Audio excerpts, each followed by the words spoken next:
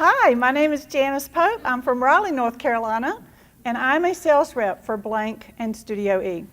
This talk is on Studioe's alternative uses for fabrics, Blank, mostly the gauze, the double gauze that we sell, and the yarn-dyed woven flannels. So, let's get started.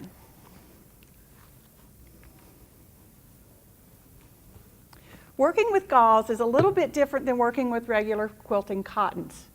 The reason is that they do unravel. Now these are on a grid, so when you open your bolt, first of all it's going to look pretty flat and it's going to look almost hard because it's not been washed yet. I brought some unwashed so you can see it.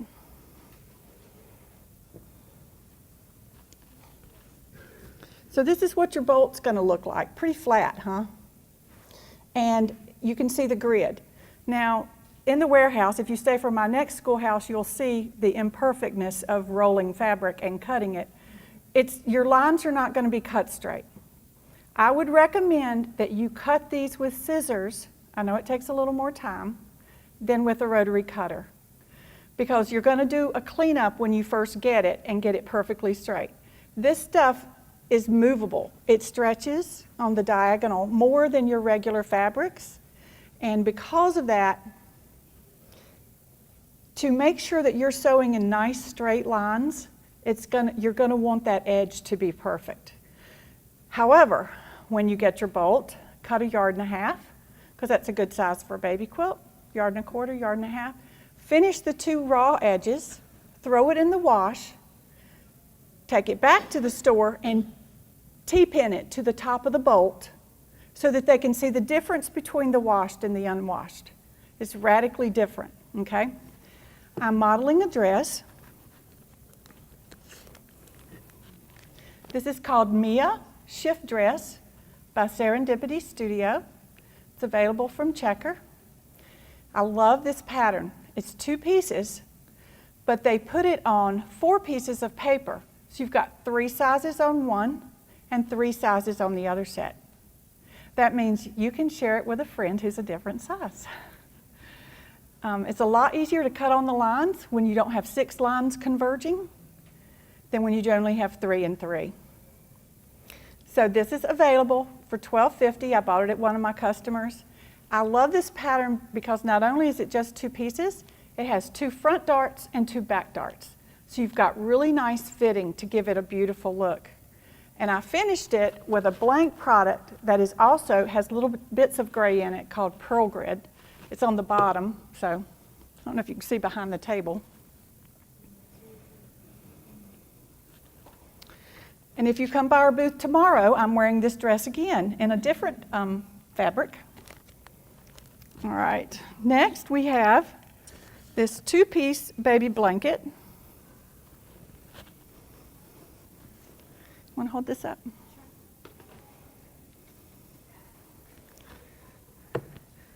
So this was made by my daughter-in-law, Juliana Pope, and this is done in big stitch quilting. This is her book. It's available from her on her website, bigstitchquilting.com. And as you can see, it's got done with a stencil and then just straight line quilting. And the other fabric on the back is also a Studioe.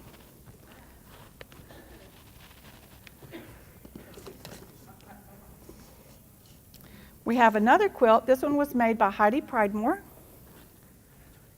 That one. The first one had no no batting in it. This one does have batting and is made with 2 pieces of the gauze. And this one is tied, and you should have a pattern that we're giving away to you with that on it. Everybody got that? Awesome. So the next thing we have, not Julie. Gay? No. Yes. Yes. Can you come up here? Sorry, I couldn't think of her name. I just met her a couple hours ago. Gail. I got the G right.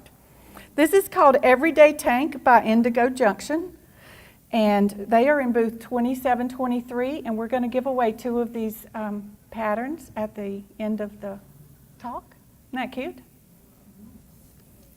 Next, we have a Simplicity pattern, 1589, with a crisscross back. I don't know where it is. Somebody's not wearing it, is they? Are they? Okay, we don't know where we put that one. Next, we have a white gauze child's pattern. This is called Havana Blouse by Canny Faye Collection. Really cute. Oh, there it is. So that has a crisscross back. Isn't that cute? This fabric, when I first made this dress and put it on, it felt like I was wearing a nightgown, and I really didn't want to take it off. I did wear it when I was in Jamaica a few weeks ago. It is super cool, super cotton, super comfortable. I definitely want to make more. This is the little girl's top. The top part is lined with plain white cotton. You can pass that around if you want. And then the bottom is just the loose gauze. Last, we have a baby drool catcher.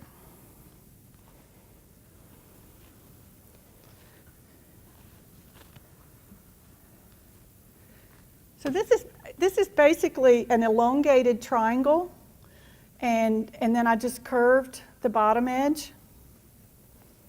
And you can see I just threw different stuff on it. And you just tie it in a little knot, or you can use Velcro, snaps, Velcro. But they're really fun and easy to make. And now we're going to, any questions on gauze? Have any of you sewn with the gauze? Yes. Have you made clothes? Quilts? Blankets? It feels like a blend on the inside. Did you wash this before you sewed it? Yeah. And you did not wash the lining? I didn't make that. Heidi Pridemore made it, and I don't know what she did to it. But yes, I highly recommend that you do wash the gauze and also the flannel. Anything I'm going to sew clothing with, because I'm so tall and I have a problem with the length on things anyway, I always wash them first. I do not wash my quilting fabrics. I probably should, but I don't, because I want them to shrink all at the same time so that my quilts are crinkly. But that's a personal thing. So if you tell your customers to wash, it's fine if they wash. I just don't. But if I'm making a table runner or a placemat that's going to go on my table and get washed and washed and washed and washed, or clothing, I always pre-wash. I just want them to shrink all they're going to shrink, because I can't get things long enough anyway. The last thing I want is to put hours and hours in something and then it takes, shrinks. By the way, the Mia dress that I've made 2 of now took an hour and a half to make, and that included the finishing, so pretty easy. Okay, yarn dyed woven flannels. Again, this does require some kind of edge finishing.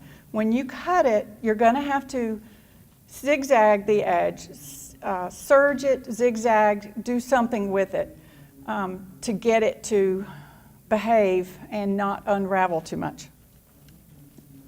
So all of my samples are in color catchers, which is our previous line. The new line coming is called Local Color. I'll show you what it looks like.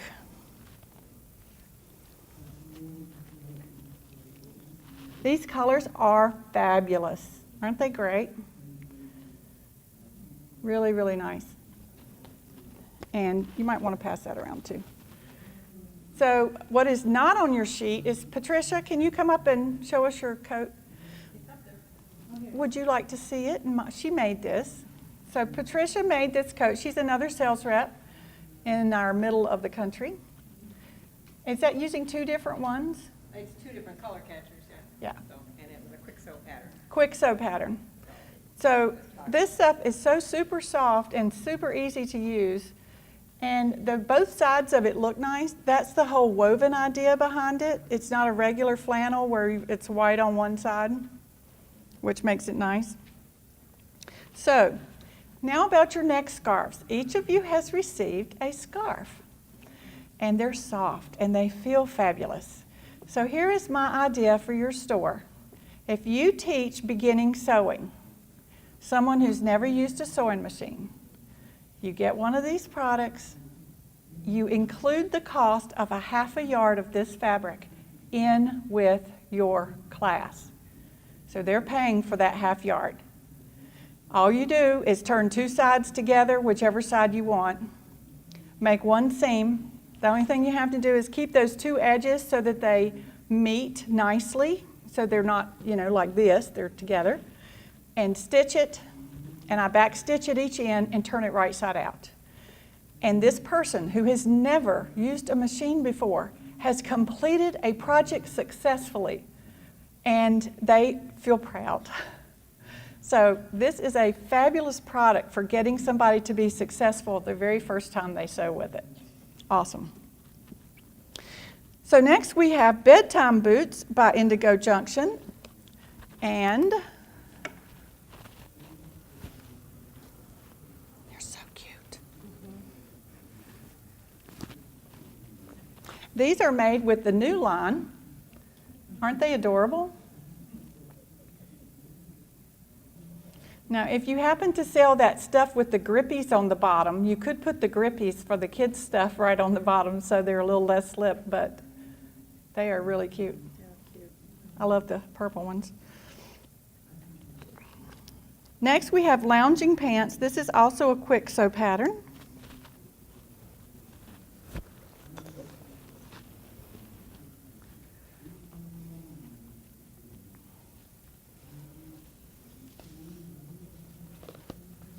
And here, I forgot to show you on the gauze, this is the pattern that has the overlap in the back. And also the other style is a little cutout at the top. So I just wanted you to see what that looked like.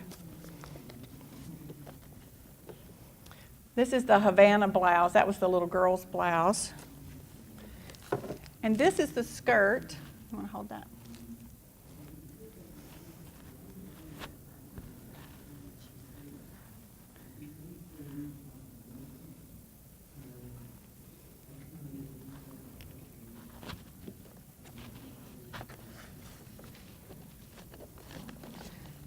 So this skirt is made from Favorite Things Pattern Designs, cute skirts, and it's available for $10.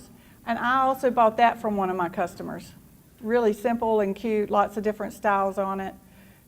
This particular one is one pattern piece, and you cut like 6 or 8 of them out and sew them together. So it's really not hard to do. It just takes a little time.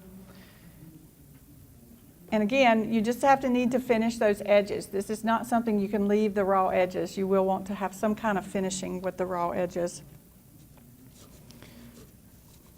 So how many of you get American Quilt Retailer magazine? Couple? 3? 4? Awesome. There is a fabulous article in this one that just came a couple of weeks ago.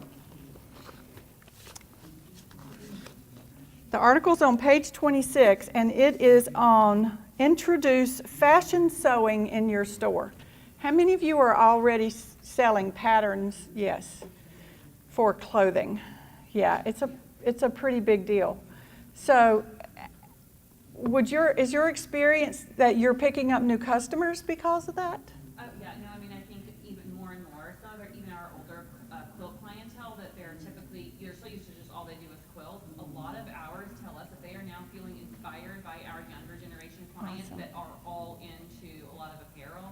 So it's funny because the older generations, they're inspired by the younger generations who are all into apparel. And our younger generations are doing the apparel. They are in turn inspired by the fact that, oh, I really can do that quilt. And it really is not just my grandmother's quilt. So it seems to be a give and a take for us across That's awesome. Each generation being inspired by the other one to do the opposite thing. Okay, so what she was saying for the video is that each generation is being inspired by the other generation. Her older quilters are being inspired by the younger people doing clothing, and the younger people doing clothing are being inspired by the people doing quilts. So there can be a whole lot of cross-marketing. Since Hancock's went out of business, I have had more and more of my stores ask me about, what do you have that I can use for clothing?